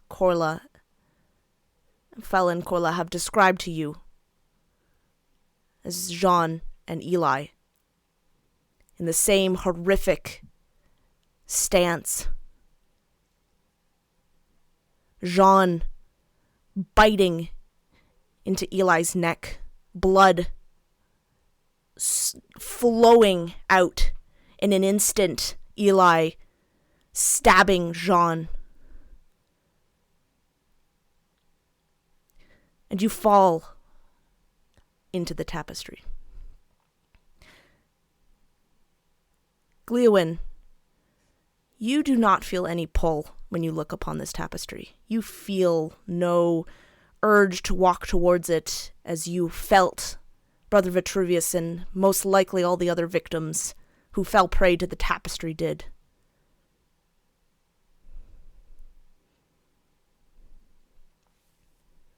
Gliowen she remembers the weaving of the tapestry. She remembers the first time seeing it back when she wasn't as old as she is now, and she did indeed scream back then, and then she learned through the process of experience that you can only scream at the same thing so many times before you stop screaming at it anymore.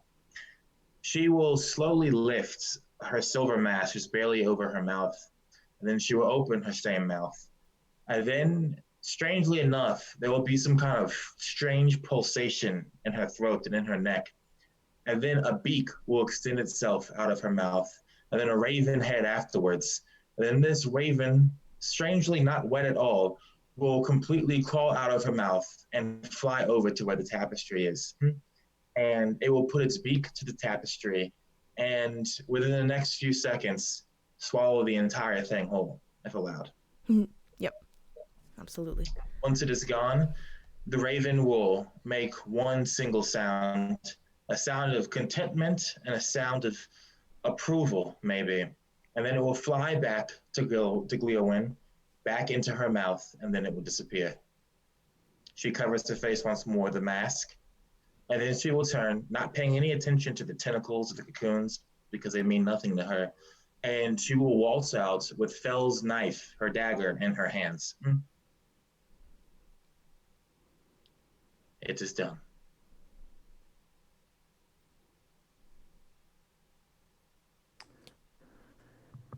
Thank you, Gliowen. Do you have some way to contact us to let us know what happens? Is that possible? I will be back in Barovia soon. There are other things that I need here, other things that I may contact you for. Until then, here is your dagger back. Oh, thank you. I think that dagger will be very important in the days to come until you're leaving Barovia. Yeah. Do you think this will work? Do you want my honest opinion? Yeah.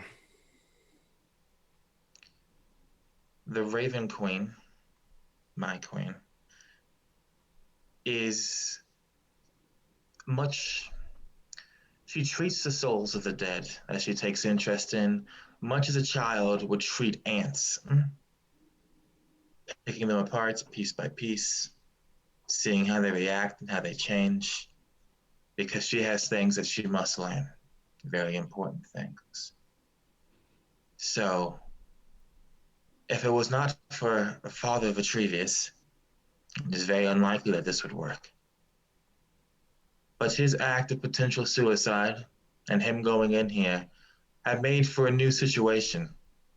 And I do believe that the Raven Queen will be a little bit more patient with the tapestry than she would otherwise.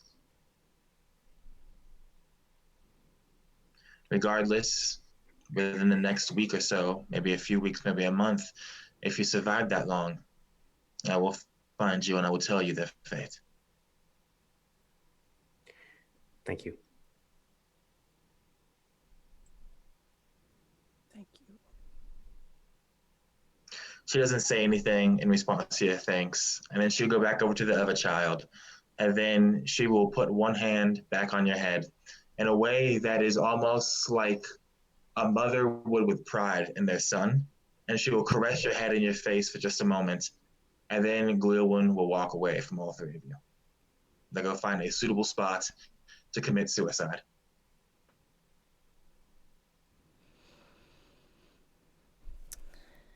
As the camera follows you, Gliowen, and we see the action that you take, you are not asleep for long, as you never are. And you can feel the embrace, though not warm, but the embrace nonetheless of the Raven Queen, and you know that you are in her presence.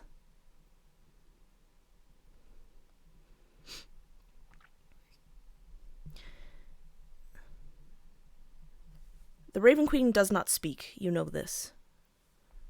the Raven Queen communicates with newly found emotions, newly sought out images.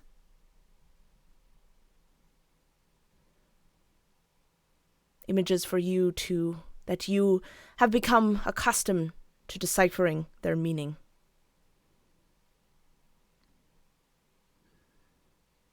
My queen,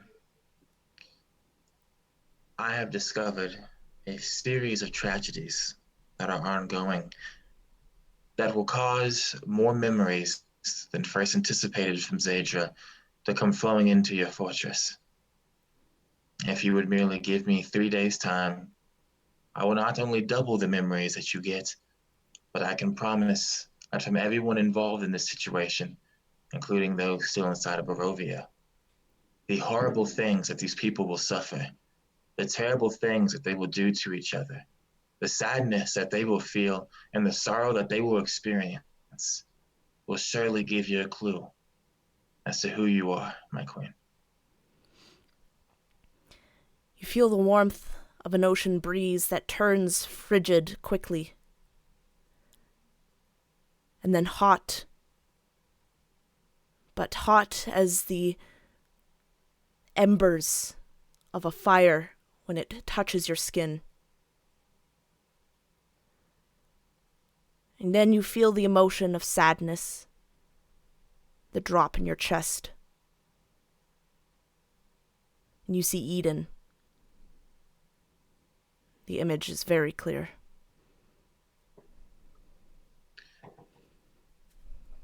Eden will be brought to you by my hand, my queen. I have already set up a situation that will ensure that I am the one that kills him. The reason that he still has not come back to you yet is because the tragedy that he is creating is the same tragedy that I have been trying to create. And the negativity and the hatred that will stem from that will compound with the tragedies that I will be unleashing with the people stuck inside of the tapestry.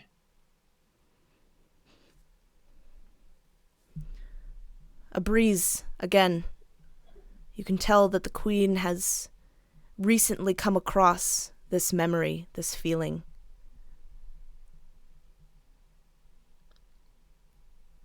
You smell salty air. You hear the bustling of city. And you feel the sense, again, of contemplation. And then a spark. And then a flash of lightning.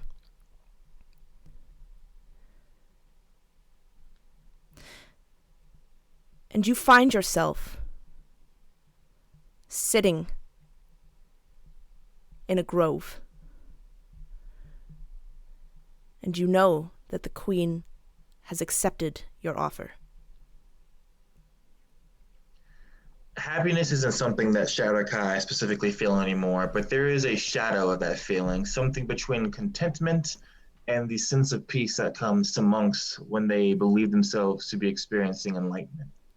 And the Gliowen will rise up, knowing that only the first portion of this many-step plan she has had in her mind since she first met the Ever-Child has been completed, but it has been completed nonetheless. And soon everything else will fall on the tone. And she heads off, disappearing from the grove, to find the people that she set up here for this portion of the plan. And I think as you disappear into the forest, behind the trees, that is where we are going to end our session.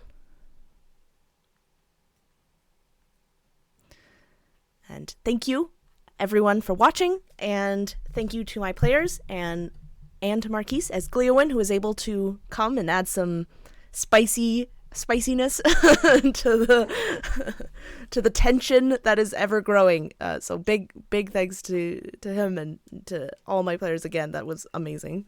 My middle name is Osorio. All right. Yeah, that was so cool. Thank you again. And we will see everyone again on the 9th. All right. And with that, Hail Satan. have a good night.